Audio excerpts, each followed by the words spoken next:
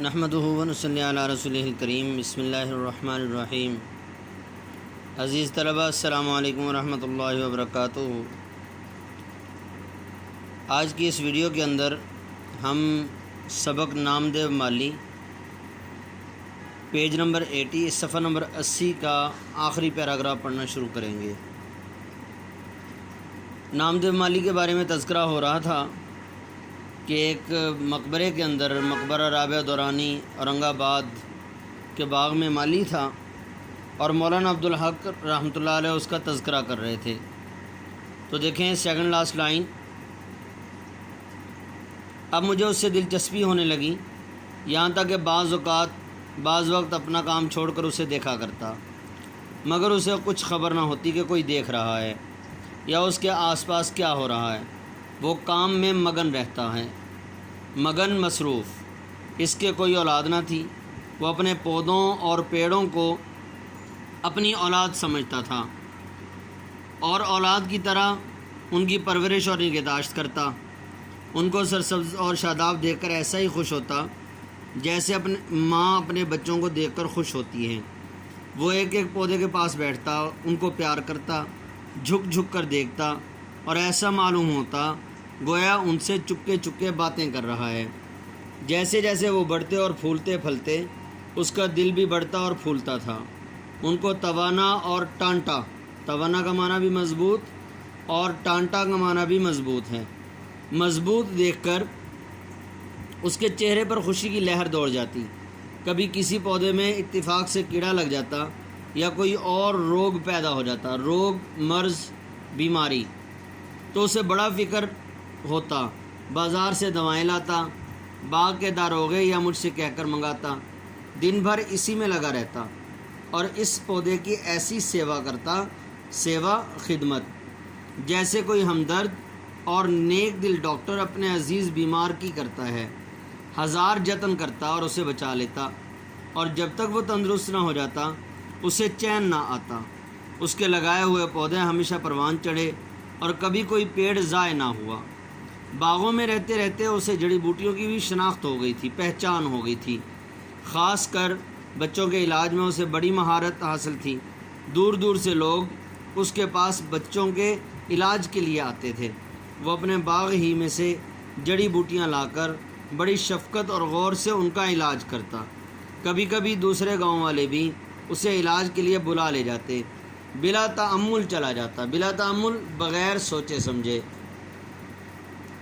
مفت علاج کرتا اور کبھی کسی سے کچھ نہیں لیتا تھا۔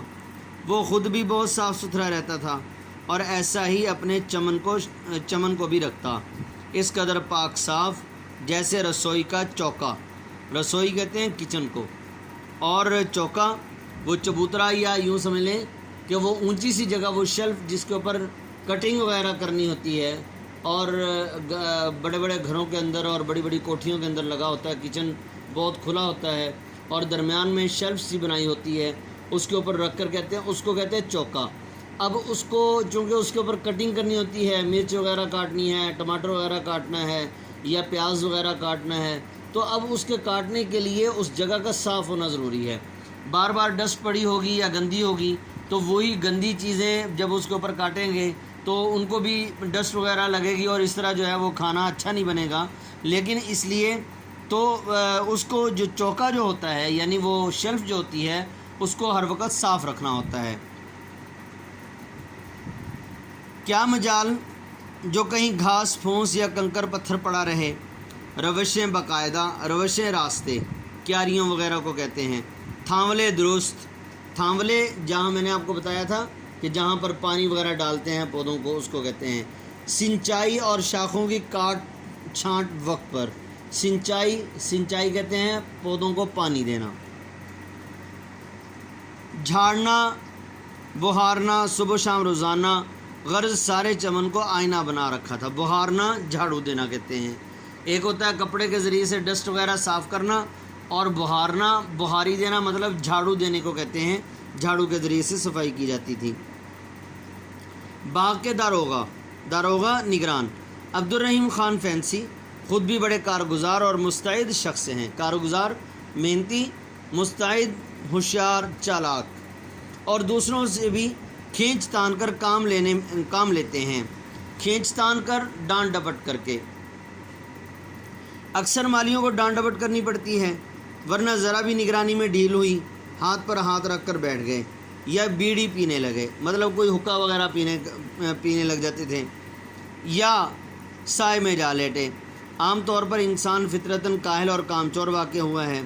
آرام طلبی ہم میں کچھ موروثی ہو گئی ہے، وراثت میں آ گئی ہے، لیکن نامدیو کو کبھی کچھ کہنے سننے کی نوبت نہ آئی۔ وہ دنیا و ما فیہا سے بے خبر اپنے کام میں لگا رہتا۔ دنیا و ما فیہا، دنیا سے اور جو کچھ بھی دنیا میں ہو رہا ہے، ان تمام چیزوں سے، تمام جھگڑوں سے، تمام شور شرابوں سے، اور اسی طرح جو ہے وہ ہر قسم کے یہ جو شور وغیرہ ہوتا تھا، شورغل وغیرہ، ان تمام چیزوں سے بے خبر ہوتا تھا کہ کوئی آ رہا ہے، کوئی جا رہا ہے، کوئی کیا کر رہا ہے، بس اپنے کام سے اس کو لگاؤ ہوتا تھا۔ نہ ستائش کی تمنا، نہ صلے کی پرواہ۔ ستائش تعریف کہ میں کام کر رہا ہوں اس لیے کہ باغ کا نگران یا کوئی اور آدمی میری تعریف کرے گا یا مجھے کوئی پیسے دے گا، ایسی بات اس کے اندر بالکل نہیں تھی۔ نہ ستائش کی تمنا، نہ تعریف کی کوئی لالچ ہوتی تھی، کوئی خواہش اس کے دل کے اندر پیدا ہوتی تھی، نہ صلے کی پرواہ، اور نہ ہی اس کو بدلے کی کوئی امید ہوتی تھی۔ ایک سال بارش بہت کم ہوئی، کنوؤں اور باولیوں میں پانی برائے نام رہ گیا، باغ پر آفت ٹوٹ پڑی، مصیبت آ گئی، بہت سے پودے اور پیڑ تلف ہو گئے، ضائع ہو گئے۔ جو بچ رہے وہ ایسے نڈھال اور مرجھائے ہوئے تھے جیسے دیق کے بیمار، یعنی یلو کلر کے جیسے پتا ہو جاتا ہے، لیکن نامدیو کا چمن ہرا بھرا تھا، اور وہ دور دور سے ایک ایک گھڑا پانی کا سر پر اٹھا کر لاتا اور پودوں کو سینچتا، یعنی پودوں کو پانی وغیرہ دیتا تھا۔ یہ وہ وقت تھا کہ قحط نے لوگوں کے اوسان خطا کر رکھے تھے اور انہیں پینے کو پانی مشکل سے میسر آتا تھا، مگر یہ خدا کا بندہ کہیں نہ کہیں سے لے ہی آتا اور اپنے پودوں کی پیاس بجھاتا۔ جب پانی کی قلت اور بڑھی تو اس نے راتوں کو پانی ڈھو ڈھو کے لانا شروع کیا۔ پانی کیا تھا؟ یوں سمجھیے کہ آدھا پانی اور آدھی کیچڑ ہوتی تھی، لیکن یہی گدلا پانی پودوں کے حق میں آب حیات تھا۔ گدلا پانی مٹی اور پانی مکس، مطلب گارا ٹائپ ہوتا تھا، تو یہ گدلا پانی ہے، اور آب حیات یعنی زندگی بچانے کا ذریعہ۔ میں نے اس بے مثل کارگزاری پر اسے انعام دینا چاہا تو اس نے لینے سے انکار کر دیا۔ شاید اس کا کہنا ٹھیک تھا کہ اپنے بچوں کے پالنے پوسنے میں کوئی انعام کا مستحق نہیں ہوتا، کیسی ہی تنگی ترشی ہو وہ تو ہر حال میں کرنا ہی پڑتا ہے۔ تنگی ترشی مطلب تنگ دستی جتنی بھی آ جائے، انسان جس طرح اپنے بچوں کا پیٹ پالتا ہے، بچوں کے لیے کرتا ہے اور وقت گزار لیتا ہے، اسی طرح نامدیو مالی کا یہ کہنا تھا کہ چونکہ اس کی اولاد کوئی نہیں تھی، وہ پیڑ پودوں کو ہی اپنی اولاد سمجھتا تھا، تو کوئی اس کو انعام دیتا تھا تو کہتا تھا کہ میں اپنے بچوں کا پیٹ پال رہا ہوں، میں اپنے پودوں کا خیال رکھ لوں ایسی جیسے میں اپنے بچوں کا پیٹ پال رہا ہوں۔ تو بچوں کے پیٹ پالنے میں کون سی کسی سے انعام کی کوئی لالچ ہوتی ہے؟ اسی طرح جب بچوں کے پیٹ پالنے میں کوئی انعام کا لالچ نہیں ہوتا، تو اسی طرح میں اب بھی انعام کا جو ہے وہ میرے دل کے اندر کسی قسم کا کوئی تما نہیں ہے، نہ ہی میں انعام لوں گا۔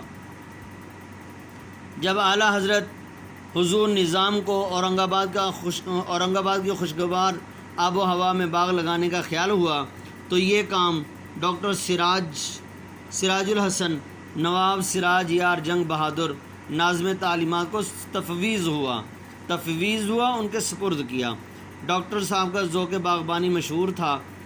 مقبرہ رابعہ دورانی اور اس باغ جو اپنی ترتیب و تعمیر کے اعتبار سے مغلیہ باغ کا بہترین نمونہ ہے، مدت سے ویران اور سنسان پڑا تھا۔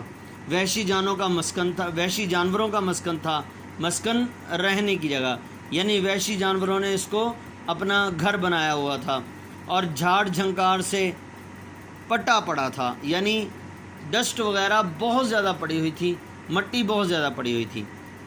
آج ڈاکٹر صاحب کی بدولت سرسبز و شاداب اور آباد نظر آتا ہے۔ اب دور دور سے لوگ اسے دیکھنے آتے، اور سیر و تفریح سے محظوظ ہوتے ہیں، محظوظ لطف اندوز۔ ڈاکٹر صاحب کو آدمی پرکھنے میں بھی کمال تھا۔ وہ نامدیو کے بڑے قدردان تھے۔ اسے مقبرے سے شاہی باغ میں لے گئے۔ شاہی باغ آخر شاہی باغ تھا۔ کئی نگرانے کار اور بیسیوں مالی بھی کیسے ٹوکیو سے جاپانی، تہران سے ایرانی اور شام سے شامی آئے ہوئے تھے۔ ان کے بڑے ٹھاٹھ تھے، مطلب بڑے روب کہ اتنے دور سے آئے ہوئے مالی اور بڑے ماہر ہوں گے، تو ان کی بڑی شان و شوکت تھی، ان کا بڑا روب تھا۔ یہ ڈاکٹر صاحب کی اپج تھی۔ شام شاہی باغ کو حقیقت میں شاہی باغ بنانا چاہتے تھے۔ یہاں بھی نامدیو کا وہی رنگ تھا۔ اس نے نہ فن باغ کی کہیں تعلیم پائی تھی اور نہ اس کے پاس کوئی سند یا ڈپلومہ تھا، البتہ کام کی دھن تھی، کام سے سچا لگاؤ تھا اور اسی میں اس کی جیت تھی۔ شاہی باغ میں بھی اسی کا کام محکاج رہا۔ دوسرے مالی لڑتے جھگڑتے، سیندھی شراب پیتے، نہ کسی سے لڑتا جھگڑتا، نہ سیندھی شراب پیتا، یہاں تک کہ کبھی بیڑی بھی نہ پی، بس یہ تھا اور اس کا کام۔ تو عزیز طلبہ، یہ نامدیو مالی کی کچھ عادات کے بارے میں بتایا ہوا۔ سیندھی جو ہے یہ خاص قسم کی اس علاقے کی شراب تھی، تو بتایا جاتا ہے کہ کوئی اس کے اندر برائی نہیں تھی۔ تو آپ نے جو الفاظ کے معنی بتائے ہیں ان کو بھی اچھی طرح سے یاد کر لینا ہے، اور اس کے ساتھ ساتھ پوری کی پورے جو ریڈنگ ہوئی ہے ہر جملے کو اچھی طرح سے پڑھ لینا ہے۔ انہی میں سے امید ہے انشاءاللہ MCQs بنیں گے۔ السلام علیکم ورحمۃ اللہ وبرکاتہ۔